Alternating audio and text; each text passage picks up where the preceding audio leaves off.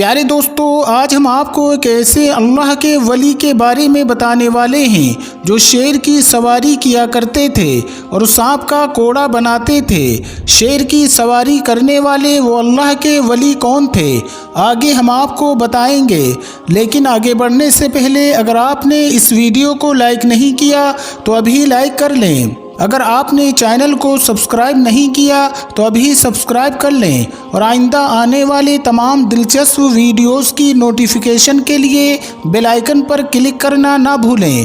تو آئیے شروع کرتے ہیں۔ دوستو، ایک مرتبہ کا ذکر ہے کہ طالقان شہر میں ایک شخص رہتا تھا۔ وہ ایک اللہ والے بزرگ سے بہت عقیدت اور محبت رکھتا تھا۔ ان بزرگ کا نام تھا حضرت ابو الحسن خرقانی رحمۃ اللہ علیہ۔ اس شخص کو ان سے ملنے کا بہت شوق تھا۔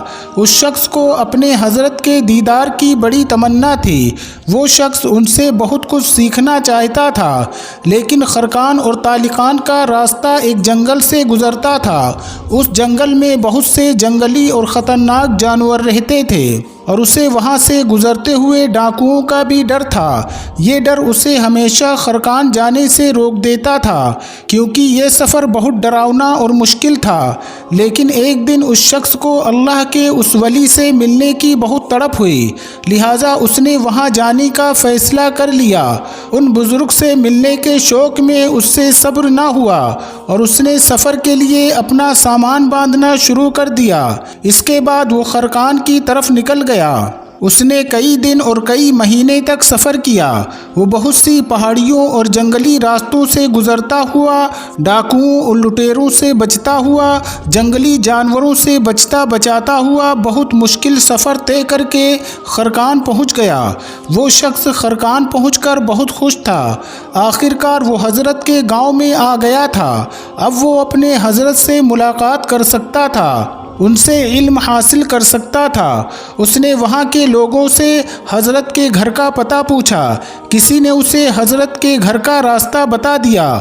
وہ شخص بہت خوش ہوا اور چلتے چلتے آخر کار وہ ان کے گھر کے دروازے پر پہنچ گیا۔ اس نے حضرت کے گھر پہنچ کر بہت ہی عقیدت و محبت کے ساتھ دروازہ کھٹکھٹایا۔ دروازہ کھٹکھٹانے کے بعد اس کو اندر سے حضرت کی بیوی کی زوردار اور گرجدار آواز سنائی دی۔ وہ شخص اس گرجدار آواز کو سن کر سہم گیا۔ اس نے سوچا تھا حضرت کا گھر ہے، اگر میں دروازہ کھٹکھٹاؤں گا اندر سے نرم آواز آئے گی اور میری مہمان نوازی کی جائے گی۔ اس نے کہا، میں طالقان سے آیا ہوں اور میں حضرت سے عقیدت رکھتا ہوں، ان کا دیدار کرنا چاہتا ہوں، ان سے ملاقات کرنے کی غرض سے آیا ہوں۔ اندر سے اس عورت نے اسی گرجدار آواز میں کہا، او پاگل انسان، تمہیں کیا ضرورت تھی اس شخص کے لیے اتنا لمبا اور مشکل سفر طے کر کے یہاں آنے کی؟ تم نے شاید دھوپ میں اپنے بال سفید کیے ہوں گے۔ تمہاری عقل پر تو میرا رونے کا دل چاہتا ہے۔ کیا تمہیں کوئی اور کام نہیں ہے؟ اور یہ آدمی کب سے شیخ بن گیا؟ تم جاؤ اپنا کام کرو۔ انہوں نے تو بس دھوکے کا جال بچھایا ہوا ہے۔ اب بھی وقت ہے، جہاں سے آئے ہو واپس چلے جاؤ۔ جب اس شخص نے حضرت کی بیوی کی باتیں سنی، ایسا لگا جیسے اس کی آنکھوں کے سامنے اندھیرا چھا گیا ہو، پیروں تلے سے زمین نکل گئی ہو۔ اس نے کہا، حضرت کو دیکھو اور حضرت کی بیوی کو دیکھو۔ حضرت کی بیوی اتنی کڑوی اور اتنی بدزبان ہے، چلو میرے بارے میں اتنی باتیں اگر وہ بولتی میں برداشت کر لیتا، لیکن حضرت کے بارے میں اتنی کڑوی باتیں۔ حضرت کے علم سے لوگ فیض حاصل کر رہے ہیں اور حضرت کی بیوی حضرت کے بارے میں ایسی باتیں کر رہی ہے، یہ تو گویا چراغ تلے اندھیرا ہو گیا۔ وہ شخص حضرت کی بیوی کی باتیں سن کر حیران ہو کر اس گھر سے واپس چلا گیا، لیکن اس نے ٹھان لیا تھا کہ وہ حضرت سے بغیر ملاقات کیے واپس نہیں جائے گا۔ آخر اس نے اتنا لمبا اور کٹھن سفر جو طے کیا تھا۔ وہ شخص لوگوں کے پاس آیا اور حضرت کے بارے میں پوچھنے لگا، حضرت سے ملاقات کہاں ہوگی؟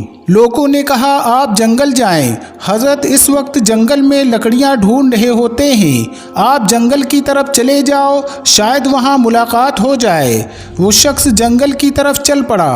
रास्ते में शैतान ने उसे बहकाने की कोशिश की। ये भला कैसा शेख है, तुम किसके चक्कर में पड़ गए हो? अगर ये वाकई शेख होता तो उसकी बीवी अच्छी होती, ये अपनी बीवी की तरबियत करता। शैतान उसके दिल में बहुत से वसवसे डाल रहा था ताकि वो शख्स अपने शेख से बदगुमान हो जाए, लेकिन वो शख्स बहुत ही ज़्यादा अकीदतमंद था। वो लाहौल पढ़ते हुए आगे बढ़ता जा रहा था। उसके जहन में बहुत सारे ख्यालात आ रहे थे। अचानक उसने एक शख्स को देखा जो शेर के ऊपर सवार थे और उनके पीछे लकड़ियों का गट्ठा था। उनके हाथ में काले रंग का सांप जिसका उन्होंने कोड़ा बना रखा था। वो शख्स समझ गया यही मेरे शेख हैं। वो मोहब्बत करने वाला अकीदतमंद जब आगे बढ़ा तो बहुत प्यार से हज़रत के साथ मुलाकात की। उसने शेख से मुखातिब होते हुए कहा, हज़रत जंगल में तो आपका ये मुकाम है, यहाँ पर जानवर आपके काबू में हैं। जंगल के बादशाह शेर से लेकर जहरीले सांप तक आपके काबू में हैं, लेकिन घर में आपने अपनी बीवी पर काबू नहीं किया। आपकी बीवी इतनी बेकाबू, इतनी बदजुबान और इतनी बदअखलाक कैसे हो गई? हज़रत मुझे ये सारा मामला समझ में नहीं आ रहा है।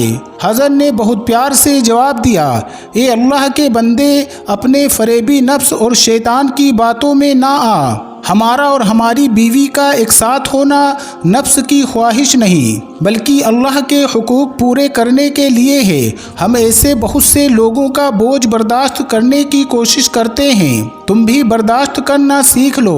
अल्लाह को सब्र करने वाले लोग पसंद हैं। तो दोस्तों, इस तरह से वो अल्लाह के वली शेर की सवारी करते, उनके हाथ में सांप का कोड़ा होता। ये अल्लाह के वली की करामत थी। और दोस्तों, हमें हर मुश्किल में, मुसीबत में सब्र करना चाहिए। अल्लाह सब्र करने वालों को पसंद फरमाता है और उन्हें सब्र का बेहतर अज्र भी अता करता है। उनके मकाम को, उनके दर्जात को अल्लाह बुलंद फरमाता है।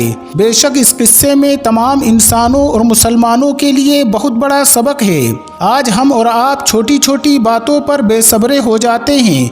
कभी कोई जवान बेटा अपने बूढ़े बाप से उलझता है, कोई अपनी बूढ़ी माँ को झड़कियाँ देता है, कोई अपने ही बड़े भाइयों और बहनों से मारपीट तक करने पर आमादा हो जाता है।